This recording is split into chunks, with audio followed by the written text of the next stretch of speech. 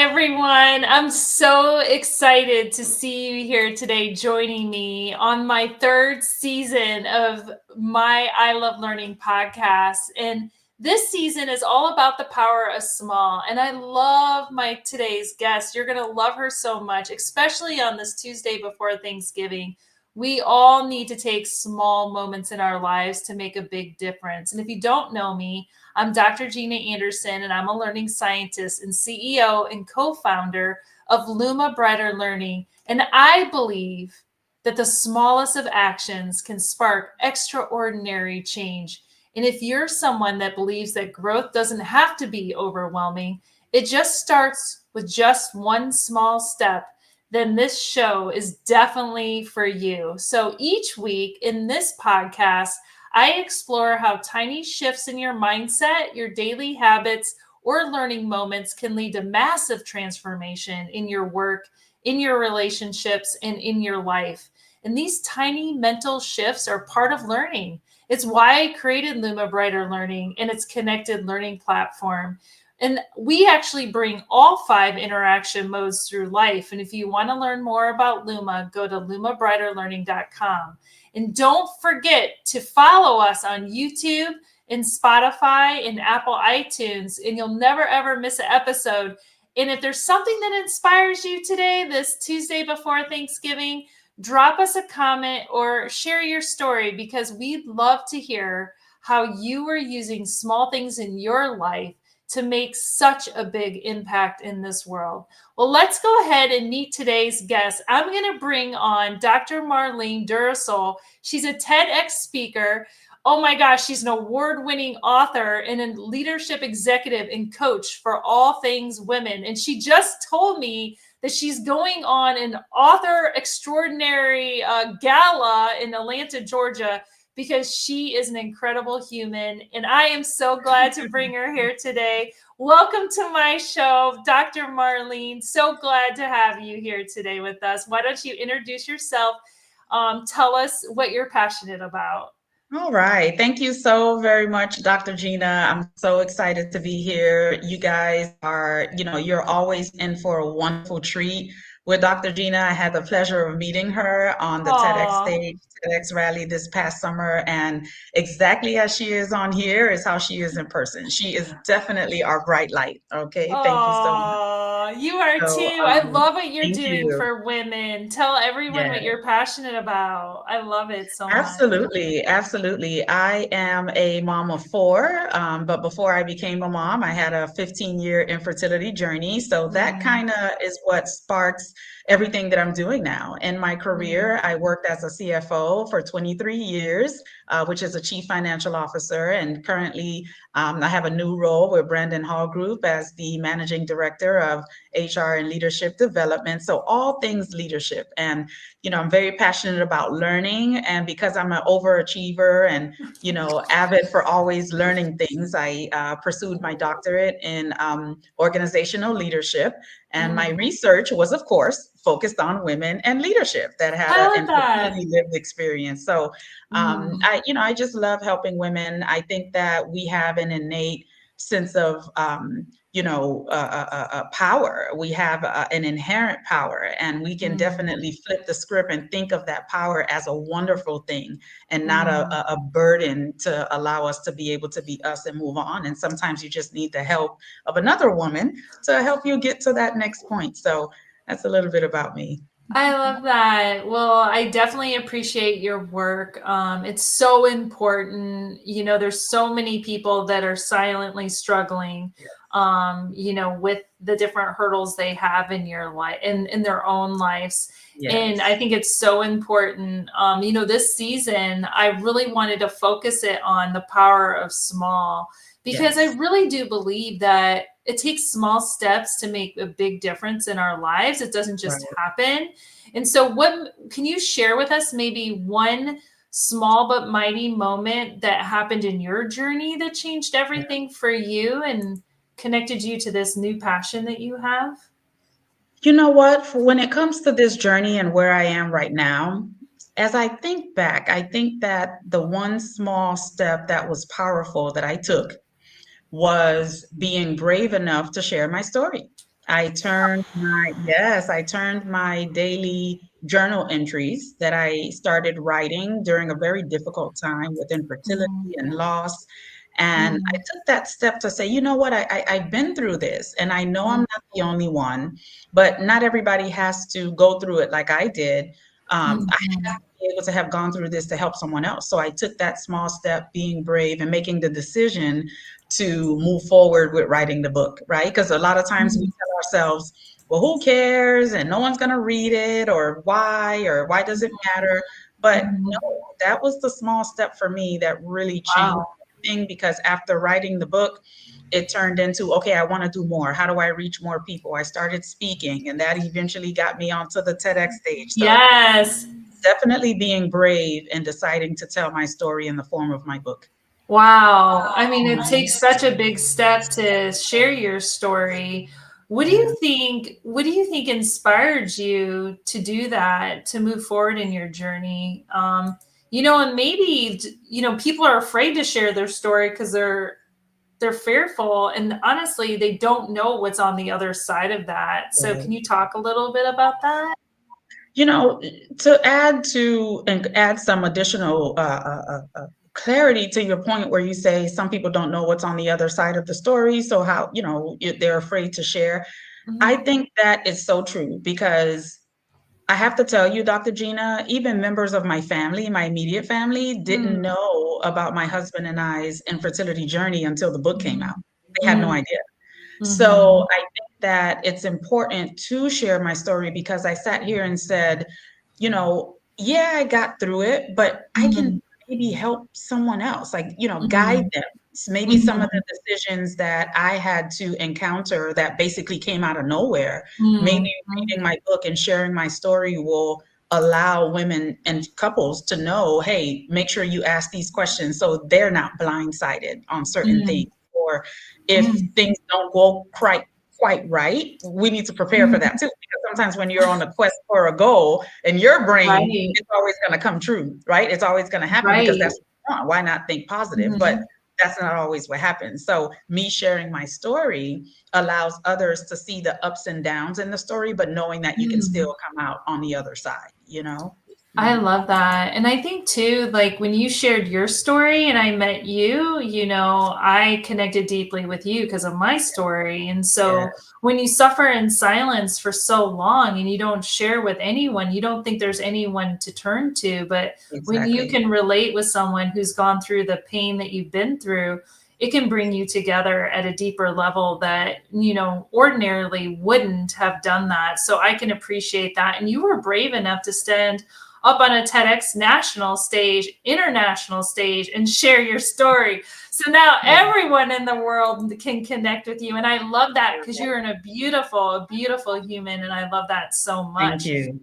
Last week, I had Fabi on my show, and Yeah. she wanted to ask you this question, and I Okay. thought it was beautiful because when she asked it, I was like, that's a perfect question for you.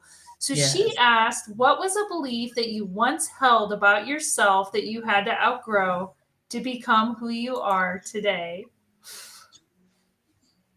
Oh, okay. Um, what's a belief that I had to outgrow?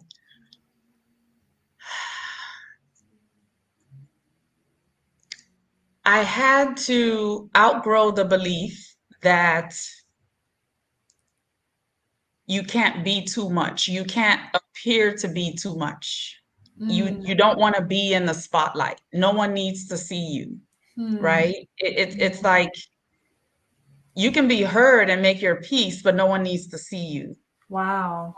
And that was hard, Mm, because I am a child of Haitian immigrants mm, and I'm first generation American. My mm, little brother and I were born here. So mm, there was a lot of the Haitian culture in our household growing up, although we were here in America. And part of that was women are like the supportive role, mm, you may think this and know this, and you may be 100% right, but you don't want to be known or seen as the person that always asks questions or thinks she knows it all, or people are going to judge you. It's like you're here, but you don't matter, so to speak. Like you're having all of these feelings. They may even validate that your feelings are correct, but Yeah. because of the hierarchy, there's a lot of hierarchical things, right, in the culture. Right. So Uh-huh. if I was right and my sibling who's older than me was wrong, then who am I to speak? Like no one's going to listen to you anyway. So I had to get Wow. over it. It was deep. It was bad. And we can go on and on about that. But I was kind of like the rebel child in the way that I would say it anyway, because I don't know. And saying it anyway didn't happen like overnight. It had to be something that was constant that was going on. And then finally, okay, I said it. But then I got in trouble. So then Oh, I went back to not saying it right. again. Right? So I had Wow. to get over that. I had to get over, it's good to be heard but not seen, or your opinion doesn't matter because your opinion differs from someone who is higher than you. Your opinion differs from someone who is older than you or who has more ranking than you. And then no, and that was so bad, Dr. Gina, because I only kind of picked that up from my mom's side, right? My mom is a very very empathetic lady. I got a lot of my qualities, from her. But yet my dad was always, oh no, you always have to ask questions. Oh no, you don't let nobody tell you. You ask, you clarify, you make sure. So it was a struggle. Yeah, I can see that. Right. So Yes. I know that was a long-winded answer, but I No, know a it's lot of people beautiful. can relate to that because, and Right. whether you're an immigrant or not, of immigrant descent, it's just women learning to be okay with taking up space. And people may not agree with you, but you're okay to share your opinion. It's okay to speak up, and that's something that, thank goodness, I'm doing now, because I'm going to tell you, Dr. Gina, the Yeah. number one feedback I get whenever I get off of anyone's stage and the people are lined up to speak with me is, you're so relatable. I couldn't even Oh, think about doing that or saying that. I don't know how you did it, but it's so right. relatable. You were speaking to me. So Mm, that's something that I had to get over, the fear of being seen, the fear of being heard, mm, knowing that what I stand for and what I'm trying to mm, do mm. matters, right? So, I love that answer, but I wanted to ask you this because yeah, that's something you probably still, it's not like that journey yeah, ended, right? Is that no, something that's mm-mm. still with you and you have to like think about? I mean, you It don't leave is, that behind because it's part of you, right? So right, you need a certain mindset to keep moving forward despite correct. being grounded in that thinking. Correct. And it is something that's still with me. I'm significantly better. I invested Mhm. in I have my therapist. I'm still with her. She's been with me forever. Yeah, I That's love one thing. that. Yeah, so I have my therapist, and then I also invested in life coaching to help me with those inner child issues, Mhm, because the adult version of Marlene, I have lives to impact. I have mhm, things to do, and I can't be stuck in being afraid to do so. So what I've learned now, and how mhm, I get over it now, or get through it now, I should mhm. say, is I do it anyway. It's like the thoughts sometimes still Right. come. Sometimes they Mhm, still come because it's just ingrained in you, I mhm, guess, but mhm, I do it anyway. And I don't let mhm. it. So when I show up, I show up, and, Right. I'm not Mhm, letting it stop me from taking chances mm, and, pursuing opportunities and things of that mm, nature. But it's mm. unfortunately is something that's there, but I do it anyway. And then I feel good afterwards when I've done it. And it just Yes. adds like another check mark. Okay, you see, you did that, so you can do the next one too. Right. I'm gonna post your Mhm. TEDx talk, afterwards Yeah, so people can hear about it, but you're yeah, courageous, you're bold, and, yeah. you're beautiful on the inside and out because you Thank you. take a You too. chance. You take a Yeah, chance, and you don't let yourself hold you back, you go absolutely. get it, and I love that so much. A lot of the people that listen to this podcast, are in the logistics and transportation industry, and Right. one of the reason I started my podcast 3 years ago was because I had truck drivers messaging me and telling me they were depressed. And in fact, Yeah. yesterday, one of my close colleagues that I met through LinkedIn, his brother actually committed suicide, and Oh he hasn't he no. hasn't shared this yet, but I'm sharing it because I was running the bridge in Charleston 2 days ago, and there's a young man who on Halloween took his life on the bridge, and there's these beautiful ribbons of memory. And people are saying, if you need help, call 988, get help. And the thing is, someone that I know closely just yesterday who really posts and shares about mental health had his own sibling take his life. And so this is serious, this is It real. is. And I just wanted your perspective on, if somebody is listening today, and goodness gracious, we know with that Thanksgiving, there's so Yes. many mixed feelings, there's so many people who might feel alone, even though they're in a room of people and their family, they feel alone. And I Yes. wanted to get your perspective on, if you're having those feelings, if you're in a room and you feel alone, if you feel like there's nowhere to go, Yes. what would you recommend to them, being a life coach? And I know you are, and you're so present. What would you recommend and want people to hear in the message of that today? That's a beautiful question. And I'm so sorry to hear about, your friend's sibling, because I can't even imagine just even living that type of experience, and it's really tough. And as someone who dealt with infertility for so long, and the reason why I say infertility is because all of us have some sort of disruption, because that person that's in that room that's alone, it's for, or feels alone, is for their own disruption, right? That they're dealing with right now. So one of the things that I work on prepping people now to do is, one, is there a way you can avoid going to or being in that room? Is there a way you can say no? Do you really have to go? Because infertility for me, and like so many other people, it's always the family gathers. Well, when are you having kids? Or, those type of questions come up, and just interchange my story with any other situation, right? And whether it's politics, some people don't want to get together because of politics. Some people don't want to get together because of religion. Like, it's a whole thing. Finance. So the first question I would actually even ask, as a self-care, right, and being present tactic, the first step is, do you even need to be in the room? Right? Is there a way that you can set that boundary up and not go? So the next thing I would say, when you find that yourself in that room and you feel alone, it's all about shifting your mindset. Because the way I look at it is, the fact that you're there means now you're in control, right? No one literally dragged you in there. So you take, and I say that like that because, and it sounds a little harsh, but it's because you now are in control. So if you're going to be in control, you take control of how you present, how you show up, how you respond to people that are in that space, and allow them to be able to embrace you in that space. Because sometimes we make things up in our head because of our reality and what we're going through. We think that the experience is going to be a negative one. So for that time frame, switch your head and say, okay, you know what? If I make the decision to show up in that room today, let me make a decision also to be present. Let me be in control of my reactions, my responses, my interactions with people there if I decide to go. That's beautiful. I love that. You and we just had an experience together a little bit ago where I removed myself from a situation because it wasn't good for my mental health. And Correct. people think, well, you're a CEO, or you're running a company. You don't have those same challenges. We all do. Like we all do. You all have to make those decisions. And it's not means that group is any less or there's any less, but you have to take care of your mental health first and what impact it has on you. So, I think that's a beautiful, powerful recommendation. So thank you for that. I appreciate that so much. So many people need to hear that we control that.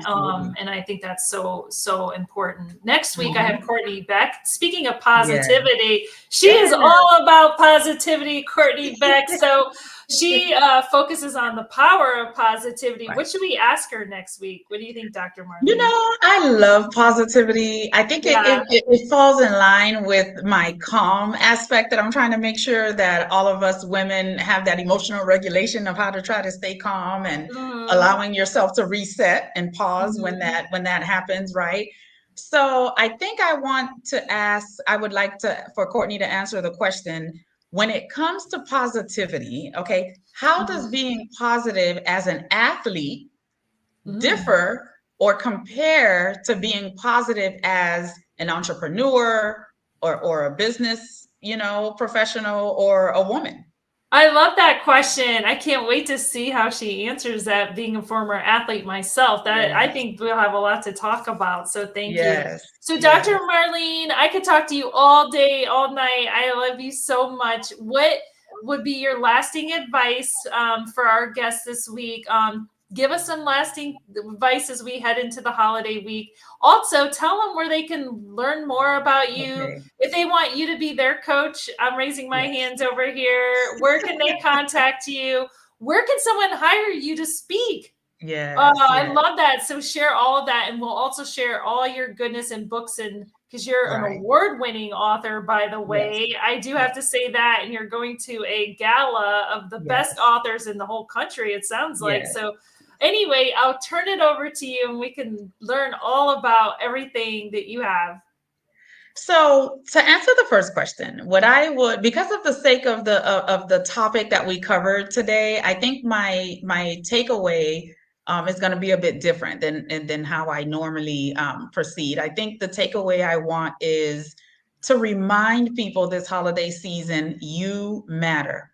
Mm. What you feel matters. What you want matters. So if you don't want to go, don't go. If Mhm. you want to go and have a good time. If you want to go and actually want to be yourself and let your hair down, do that, right? Because sometimes we Yes, show up and we don't show up as authentically ourselves, right? So right.